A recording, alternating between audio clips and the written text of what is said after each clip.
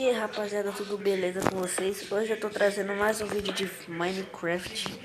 Vocês pediram muito, então eu tô trazendo. Aquele mundo lá era o mundo do meu amigo Matheus. Agora eu tô no meu mundo. Tô criando a minha casa aqui. Porque no Minecraft a gente sabe que tem que Em Bertioga, policiais usaram bacana. bombas de efeito moral para dispersar pessoas que se aglomeravam na faixa de areia. Na Praia Grande, a prefeitura não fechou as praias e os mais de 20 quilômetros de faixa de areia foram suficientes para o distanciamento social e pouca gente usava máscara. Mesmo com as vacinas, o vírus não vai virar. Então, mesmo quem já pegou também continua usando máscara. Se vocês quiserem jogar, o nome desse jogo é Crafting Minecraft. Foi em Praia Grande, no litoral paulista, que o presidente Jair Bolsonaro saltou hoje de um barco para se juntar a apoiadores que se banhavam na praia. Durante os minutos em que se formou a aglomeração, o presidente fez exatamente o contrário do que os médicos têm pedido insistentemente à população. A capital do estado do Amazonas, a 2.700 quilômetros de onde o presidente mergulhou, o número diário de internações de pacientes de Covid superou mais um recorde da pandemia. Dentro da ambulância está o pai do Pedro, um senhor de 89 anos com dores nas costas e falta de ar. Ele ficou quase uma hora na unidade móvel do João Lúcio, um dos grandes hospitais públicos de Manaus. Pedro conta que o pai trata de um câncer. A única resposta que ele falaram é que ele não tem estrutura para ficar com meu pai. Então, aqui, galera, eu tô trazendo não tem oxigênio para jogando Minecraft aqui. Dentro do SAMU. Deixa um like, se inscreva no canal. O pai de Pedro foi internado na sala rosa da unidade, que recebe pacientes suspeitos de Covid. Já são mais de 200 mil casos confirmados da doença e quase 5 mil. Se vocês acharam que minha casa ficou top, hashtag gostei. E se vocês não gostarem, hashtag não gostei. Porém, isso tem um limite, né? E nós vai chegar um momento. Mas tomara que vocês botam gostei, porque eu custei fazer essa casa. Não ajudar. O governo do Amazonas instalou tendas para triagem de suspeitos de Covid e remanejou pacientes para abrir mais leitos de UTI nos hospitais. Mas o último dia de 2020 trouxe um cenário ainda mais difícil para o começo de 2021. O recorde de 124 hospitalizações em 24 horas só na capital, o maior desde o início da pandemia. Quando se fala em mês, em abril, o número de internações passou de 2.000. Recuou um pouco em maio e cedeu no meio do ano. Mas agora, o mês de dezembro superou as internações dos meses de julho, agosto e setembro juntos. Foram 1.371. Dentro do plano de ações para enfrentar o novo coronavírus, câmaras frias foram instaladas do lado de fora de 2 hospitais de Manaus para acondicionar os corpos de pacientes vítimas de Covid. Uma terceira vai ser instalada nessa unidade, que já é referência para o tratamento da doença. Aqui, até o almoxarifado do hospital virou enfermaria para os infectados que precisam de socorro. O prefeito de Manaus, Davi Almeida, que tomou posse hoje, já negocia com o Estado a reabertura do hospital de campanha. Estamos buscando o credenciamento do hospital. Alright, guys, we're playing Kubuntu. This guy's clearly. O credenciamento desse hospital para que a prefeitura, que já tem uma unidade básica dentro desse hospital. Eu não recomendo vocês jogarem esse jogo. Balões brancos e uma faixa. Mas se vocês quiserem, é só instalar. Esse jogo, esse anúncio que acabou mostrando. O ano reforçando a importância do trabalho na luta contra a Covid. Nessa pandemia, muitos médicos estão contaminados e se afastam do trabalho. Esse aqui não, Os tantos estão simplesmente esgotados e isso está se refletindo na falta de profissionais em alguns estados. O hospital de campanha em Porto Velho, reaberto nesta semana, não consegue preencher o quadro de médicos. O Estado até abre editais de contratação, mas os médicos não aparecem em número suficiente. Em Rondônia, quase 5 mil profissionais de saúde já se contaminaram e 25 morreram. Em Belo Horizonte, quase todos os leitos de UTI do Hospital Eduardo de Menezes, referência no tratamento da Covid, estão ocupados. Mesmo assim, hoje, 10 vagas de terapia intensiva foram fechadas.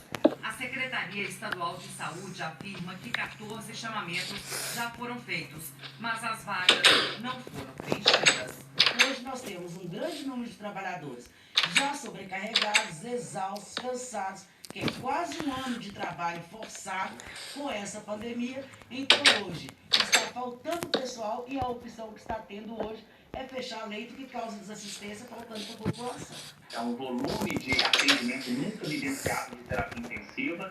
Então, neste momento, a gente faz, não só nós, né, vários serviços, até os privados, tentam fazer contratações e essas contratações não estão sendo muito efetivas porque os médicos todos estão trabalhando em vários hospitais. Então, acaba que a gente não consegue ter esse cadastro de reserva mais para chamar muito rápido. Hoje, Minas Gerais ultrapassou 12 mil mortos, 1.875 na capital. A ocupação nas UTIs está beirando 70% no estado e superou os 80% em Belo Horizonte. E a previsão das autoridades de saúde de Minas não é boa. A demanda nos hospitais deve aumentar em janeiro por causa das aglomerações das festas de fim de ano.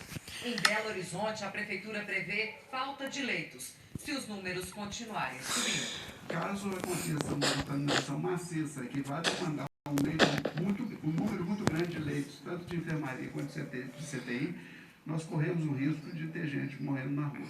E para quem mesmo assim permanece indiferente a alertas como esse, Esse jogo eu recomendo vocês jogarem. dos profissionais da linha de frente. Nós estamos esgotados, nós estamos adoecendo, porque nós também adoecemos. Nossos colegas estão morrendo. A gente não aguenta mais chegar no hospital e receber a notícia que tem mais um colega contaminado, que tem mais um colega entubado, ou que mais um colega morreu. Vamos ter consciência, vamos manter o isolamento. O estado de São Paulo voltou à fase mais restritiva do isolamento.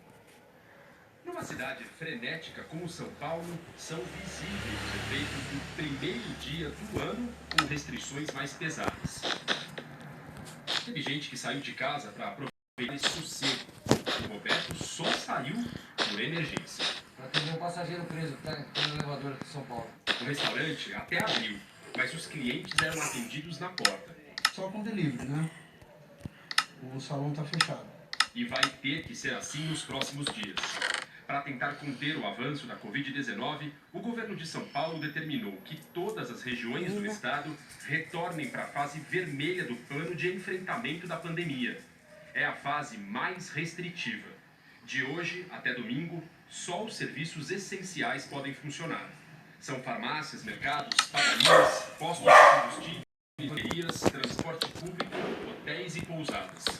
O objetivo dessa fase vermelha temporária é tirar o maior número de pessoas das ruas. Em dezembro, o estado atingiu os menores índices de isolamento social desde o começo da pandemia. E os números de novos casos, internações e mortes voltaram a subir. A medida já tinha sido implementada no Natal, também por 3 dias. Na segunda-feira, todas as regiões do estado voltam para a fase amarela. Presidente Prudente tem que permanecer na fase vermelha por causa da taxa de ocupação de leitos de UTI acima de 80%. Mas hoje o novo prefeito tomou posse e anunciou que vai desrespeitar o decreto estadual, mesmo sob pena de ser responsabilizado na justiça. Esse aqui vai ser O meu Ministério jardim, Público então. Estadual recomendou que as prefeituras sigam o decreto. Este infectologista diz que respeitar as fases é importante e que cada um deve fazer a sua parte. Essas fases, elas têm esse efeito, é de distanciar as pessoas forçosamente. Mas o ser humano podia tomar conta, ele mesmo, de ter o bom senso de usar a máscara apropriadamente, usar o tempo inteiro, mesmo a pessoa que já pegou, para não passar para outras pessoas. Para a gente não ajudar o vírus, para a gente se ajudar a nós mesmos. O Brasil ultrapassou as 195 mil mortes por Covid. É um contingente de cidadãos maior do que a população de 97% dos municípios brasileiros. O Fábio Turci traz agora os números atualizados pelo consórcio de órgãos de imprensa. Boa noite, Fábio. Boa noite, Renata, Bonner, boa noite para todos. O ano virou, mas continuamos acompanhando a evolução da pandemia no Brasil, que não dá trégua, né? De ontem para hoje, o Brasil registrou 465 mortes. Esse número é é bem mais baixo do que os registrados nos últimos dias, quando houve mais de 1.000 mortes por dia, o que pode ser resultado do esquema de plantão de ano novo de saúde. Os registros costumam ser o total de mortes chegou hoje a 195.441. Nas últimas 24 horas foram confirmados 23.081 novos casos da doença. O total é de 7.698.861. Hoje, na média, o Brasil registra 35.891 novos casos por dia, 24% a menos na comparação com a média de 2 semanas atrás. Isso representa queda na média de casos. Já a média de mortes está em 704 por dia, 6% a menos quando a gente compara com a média de 14 dias atrás. Essa diferença é considerada uma estabilidade. Agora vamos mostrar a situação em Mato Grosso do Sul, que é um estado que está há mais tempo registrando alta nas mortes, 30 dias seguidos. Dezembro foi o mês com o maior número de vítimas da Covid no estado desde o início da pandemia, 560 mortes. Ultrapassou agosto, que até então era o mês com o maior número de óbitos confirmados. E a situação dos hospitais de Mato Grosso do Sul é muito crítica. A taxa de ocupação dos leitos de UTI exclusivos para a Covid-19 no estado é de 90%. Na capital, Campo Grande, não há mais leitos disponíveis. Agora no mapa a gente vê como a pandemia evolui pelo país. Rondônia aparece em cinza porque não há divulgados hoje. 7 estados estão com alta na média de mortes: Acre, Amazonas, Pará, Alagoas, Sergipe, Mato Grosso do Sul e Mato Grosso. Os maiores aumentos foram registrados no Acre, 78%, e no Amazonas, 72%. No Amazonas, são 19 mortes por dia em média.